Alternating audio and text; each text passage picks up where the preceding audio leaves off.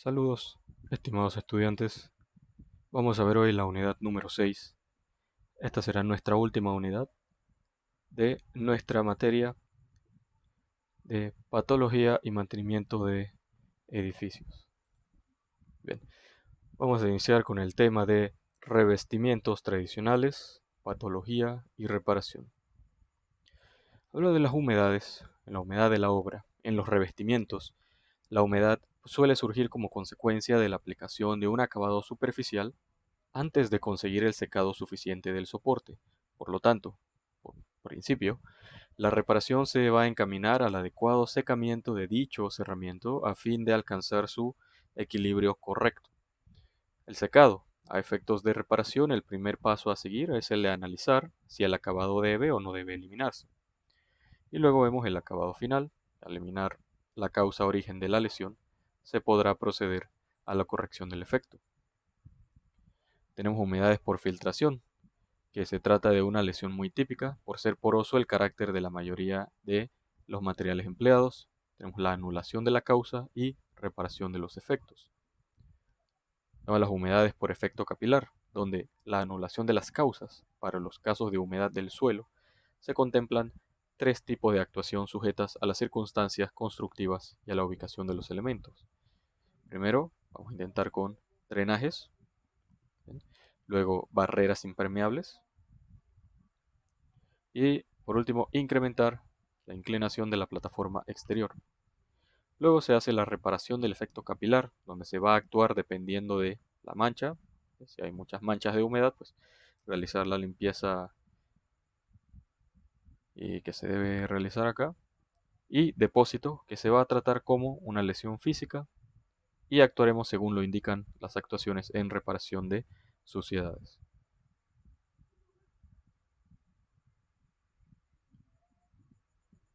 Tenemos la humedad por condensación, donde para la suspensión de las causas existen dos caminos básicos para la actuación sobre este tipo de humedad. El primero se buscará evitar la condensación. El segundo camino contempla la preparación de la superficie para que el agua no produzca lesión en la misma.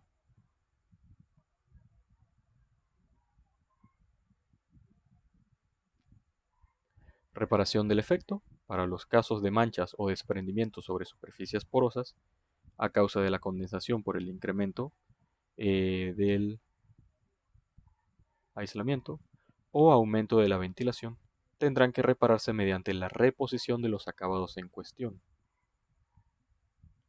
Tenemos de grietas y fisuras de las distintas causas. Por acciones mecánicas se distinguen básicamente dos tipos. Están las derivadas por movimiento de la estructura soporte y las producidas por el propio cerramiento. Ambas son causa de manifestaciones en revestimientos, aunque de ellas se desprendan otro tipo de patologías que para nuestro caso no serán contempladas.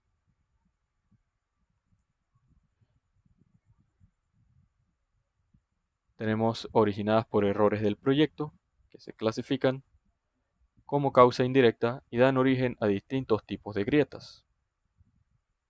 Tenemos las originadas por defectos de los materiales de ejecución, donde para el caso derivado de un efecto en los materiales usados, no se tiene más remedio que el reemplazo ya directamente del elemento en cuestión y por lo tanto la correspondiente rehechura del revestimiento afectado. Hay que reponer ese revestimiento, ¿no?, que habíamos tenido y hay que simplemente pues quitarlo y entonces volver a colocar.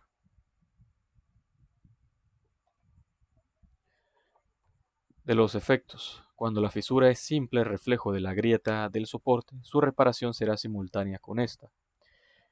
Se deberá decidir hasta dónde se repone el acabado, que dependerá en gran medida de la integridad del mismo. Si por el contrario, las fisuras son repetitivas y son consecuencia de la propia ejecución, se deben valorar y por consiguiente identificar varios casos. Si el defecto es de adherencia por incorrecta preparación, si es por adherencia pero por falta de rugosidad, si se trata de fisuras de afogarado por insuficiencia en el curado del mortero superficial y tenemos garantizado la estabilización de las fisuras, cuando la causa de las fisuras son de origen de variaciones de humedad. Tenemos la oxidación y corrosión. Con independencia en su origen, el proceso de corrosión por oxidación se constituye por la falta de protección superficial del elemento metálico. Por tanto, la reparación se va a centrar básicamente en la limpieza profunda y su nueva imprimación antioxidante. Con limpieza, los sistemas de limpieza pueden catalogarse en procedimientos mecánicos, que a su vez se dividen en cepillado y el chorreado. Tenemos la corrosión por par galvánico, que es originado por el contacto entre dos metales o un metal con otro metal de distinto potencial eléctrico. Se va a tratar por medio de la sustitución, reemplazando la pieza afectada. Tenemos también la corrosión por aireación diferencial, que es causada por la acumulación diferenciada de agua en las superficies horizontales. Tenemos las erosiones, tipos de erosiones. Tenemos la erosión mecánica, tenemos los morteros continuos, que son en función del tipo de mortero y del desgaste sufrido se practicarán los siguientes pasos. Primero, limpieza de polvo y grasa. Luego, imprimación para abrir poros a fin de conseguir la adherencia posterior. Y finalmente, imprimación endurecedora compuesta comúnmente por resinas epoxi o por epóxicos, ¿no? Tenemos por paredes de piedra y terrazos, donde la reposición es necesaria cuando la pérdida de material es importante. Están los enfoscados, revocos, guarnecidos y enlucidos, donde su recuperación es revocada, salvo en casos de interés histórico que lo defienda, para la cual se emplearán selladores, fijadores y endurecedores que conservan lo más posible el estado actual de la superficie. Al margen de esto, lo más usual es la reposición seguida de la protección. Finalmente, algunos pasos básicos para la reparación de un acabado. Tenemos pues la comprobación general del estado del acabado, demolición parcial o total del acabado y saneado del mismo, y una nueva ejecución de la zona saneada, así como recomendación, se sugiere la sustitución de todo el acabado. Bien, pasemos al siguiente tema que va a ser de fachadas. Veremos la patología y reparación de fachadas de edificaciones. Bien.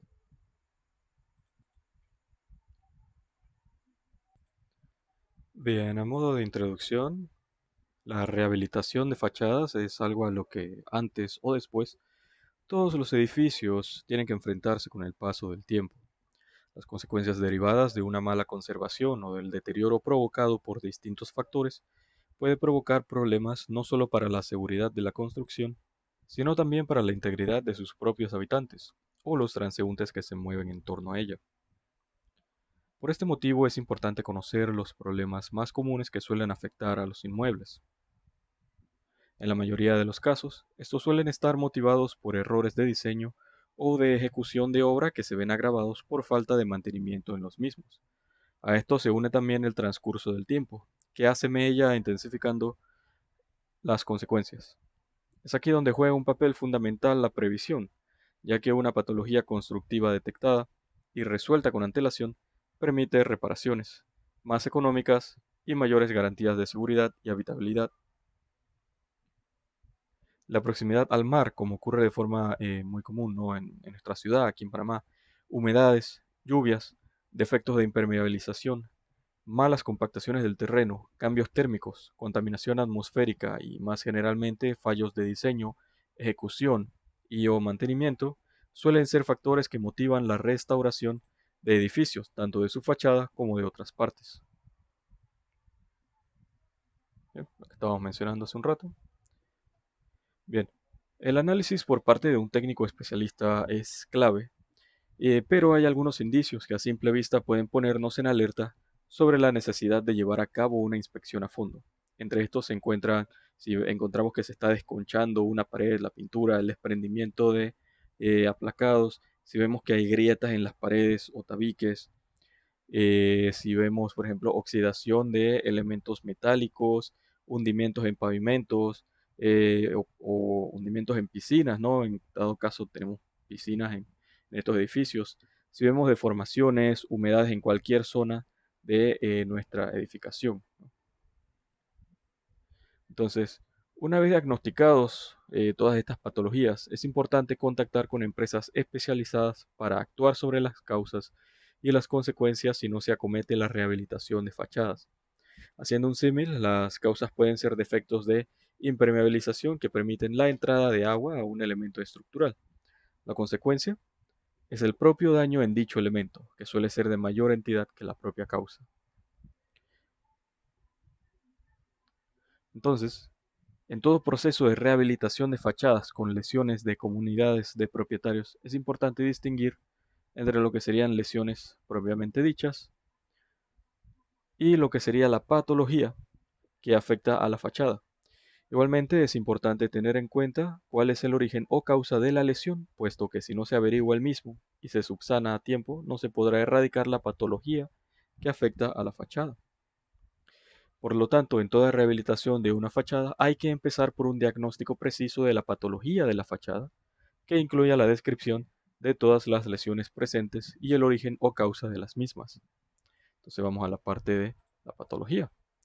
Entonces, entendemos por patologías constructivas todos aquellos procesos patológicos que se dan en las fachadas y que tienen un origen, una evolución y una serie de síntomas, lesiones o fallas en cualquiera de los elementos materiales o estructuras que conforman la fachada de las comunidades de propietarios y que ponen en riesgo la integridad estructural de la misma y de los usuarios de estas mismas comunidades de propietarios, dígase, pues, todos los vecinos de un edificio, de una zona, ¿no? Entonces, por lesiones entendemos cada una de las manifestaciones observables de un problema constructivo. Existen diferentes tipos de patologías, primarias y secundarias, que suelen presentarse no de forma aislada, sino entremezcladas entre sí, ya que en muchas ocasiones las lesiones secundarias son el producto de o el efecto de lesiones primarias que afectan a las fachadas. En todo caso, e independientemente si se trata de una lesión primaria o secundaria, son siempre el efecto final de la patología o proceso patológico que afecta a las fachadas. Bien, ahora pasamos a la parte de los niveles de riesgo. Bien, sobre los niveles de riesgo, es importante también tener en cuenta que en todo proceso de rehabilitación de fachadas, el nivel de riesgo de la fachada en función de la patología que presente. Estos niveles o indicadores de riesgo permitirán adoptar las medidas de seguridad necesarias para garantizar tanto la integridad de los usuarios de la comunidad de propietarios que presenta lesiones en su fachada como la de los viandantes. Son tres los niveles de riesgo que se pueden asignar a las fachadas con lesiones.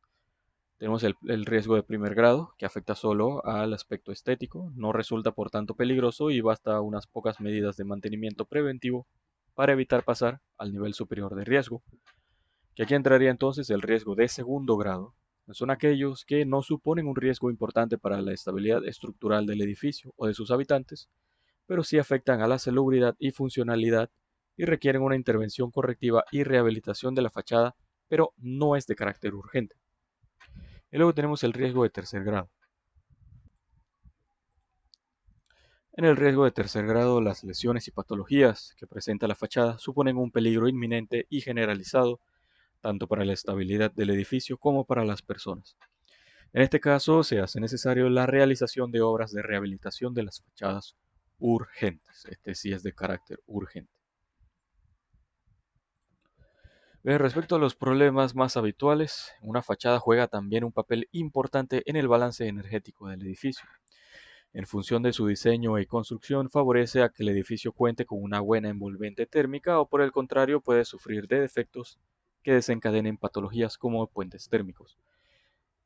Un cerramiento con deficiencias es causa de obtener un diseño desfavorable, además de representar un problema de seguridad pública y acelerar la degradación de la construcción. Diagnosticar la patología o conjunto de patologías que desencadenan la lesión de una fachada es un procedimiento particular para cada edificio. Requiere un análisis pormenorizado y adaptado a cada situación. Sin embargo, pueden enumerarse las más comunes, que está por degradación de materiales, elementos como la polución, la humedad, la radiación solar, inclemencias meteorológicas, etc., pueden provocar que nuestros materiales que componen la construcción se vayan descomponiendo, provocando roturas, desconches, exfoliaciones y disgregaciones. Se pueden presentar grietas y fisuras por asentamientos, deformaciones, flechas y o dilataciones excesivas, una ejecución incorrecta de la obra, y esto supone la aparición de aberturas que por un lado aceleran la degradación del edificio y por otro suponen un problema de seguridad estructural. Y tenemos las humedades, que suelen desencadenarse por culpa de una patología anterior y facilitan que la humedad penetre en la estructura del edificio. Normalmente provoca la erosión de pinturas, oxidación y corrosión de metales y acelera el proceso de carbonatación del hormigón. Bien, veamos ahora el último tema ya pues de esta unidad y de toda la asignatura, que es el de mantenimiento de edificios. Ahora, ¿en qué consiste este mantenimiento de edificios?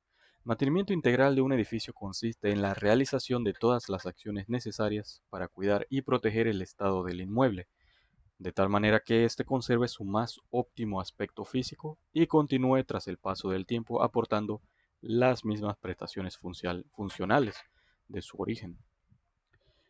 Las razones por las que se debe llevar a cabo un mantenimiento integral de edificios. Primero que todo, la estética que presenta un edificio con o sin limpieza hace variar mucho la imagen que nos transmite. La suciedad que presenta un edificio en sus zonas comunes hace posible la proliferación de plagas de insectos y roedores. La falta de control y revisiones, así como de limpieza de edificios, disminuye la seguridad en las instalaciones, que pueden llegar a volverse incluso peligrosas en su uso. Las revisiones constantes y las acciones de mantenimiento ahorran reparaciones y acciones de gran volumen. ¿Quién realiza este mantenimiento y su limpieza? Bueno, durante la gestión y mantenimiento de edificios, como mínimo, tendrán que intervenir profesionales de los siguientes servicios y actividades. Vamos a necesitar servicios de electricistas, fontaneros, plomeros, albañiles, cerrajeros de vez en cuando, operarios de limpieza para mantener, ¿verdad?, el aseo y ornato de nuestras edificaciones. Hay labores diarias de limpieza y mantenimiento de edificios, como limpieza de huellas en cristales de puertas de portal y asideros, pomos y manivelas, o sea, de los con lo que abrimos las puertas, ¿no? El picaporte, o sea, todo debe estar limpio. Sí. Limpieza de puertas, de ascensores y cuadros de botones, espejos interiores, limpieza de polvo en buzones de correspondencia, mobiliarios en seres de hall de los portales y pasamanos de escaleras, vaciado de papeleras de portal y rellanos, vaciado de papeleras de portal, ajá, ya lo dije, ¿no? Limpieza de suelos de portal, escaleras, rellanos, ascensores, cuartos de basura, etcétera. También mantener la limpieza de calzadas y zonas verdes que están anexas al edificio.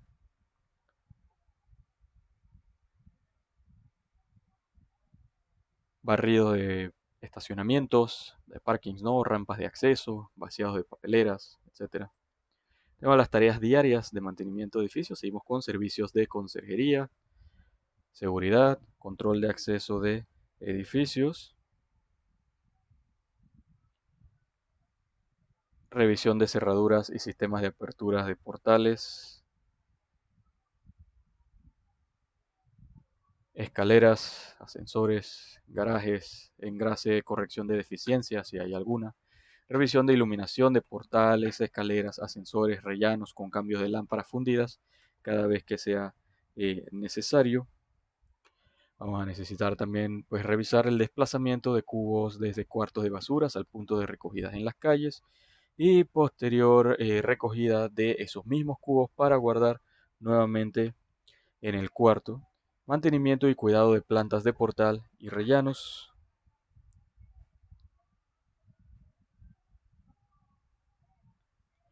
Y labores de jardinería en zonas verdes. Claro, ¿no? Todo esto es parte de la limpieza y mantenimiento de los edificios. También hay algunas otras tareas de mantenimientos y limpieza con periodicidad alterna, como revisión de ascensores, revisión de instalaciones eléctricas general del edificio, revisión de sistemas de aperturas y de videovigilancia, Tenemos también de revisión de sistemas contra incendios, incluyendo cambio de extintores. Tenemos para revisión de sistemas de saneamiento y conducciones de agua, revisión de cubiertas y revisión de los ornamentos de las fachadas. Pues bien, jóvenes, esta clase pues resultó ser bastante corta. Por ser la última clase no me quise extender mucho. De todas formas, pues les agradezco mucho su atención. Ya me despedí pues en la anterior clase, pero igual vuelvo a despedirme aquí. Les deseo mucho éxitos en el resto de sus asignaturas. Que pasen ustedes, jóvenes, un excelente resto del semestre. Hasta luego.